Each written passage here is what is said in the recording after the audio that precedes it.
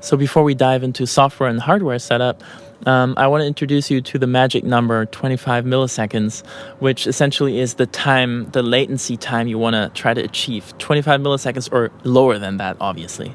The lower it is, the more you feel like you're in sync, right? Talk about the definition of real time. I mean, we don't perceive anyone being kind of behind if it's below 25 milliseconds.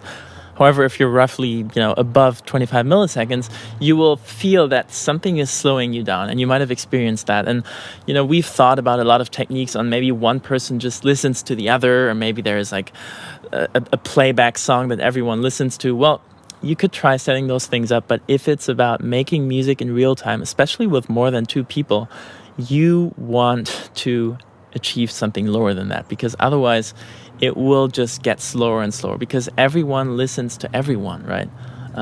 That's not going to change, and that's going to be problematic. Luckily, we can achieve something lower than 25 milliseconds, but there is one condition that I need to tell you about, which is you need to be geographically close together. Think about how the internet works. You sit at home, you're connected to your modem that goes out to, the internet, probably actually going to a different server that is close in your area, maybe for your whole neighborhood.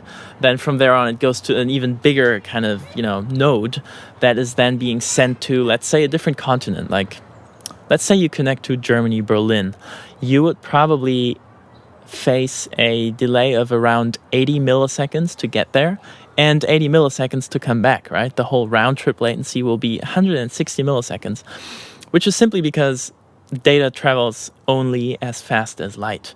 And it's actually a considerable amount when it comes to making music. So if you are indeed close to your collaborators, let's next dive into the hardware setup, where I'll teach you a little bit of what you have to use physically, and then we can go into the software setup and install the programs.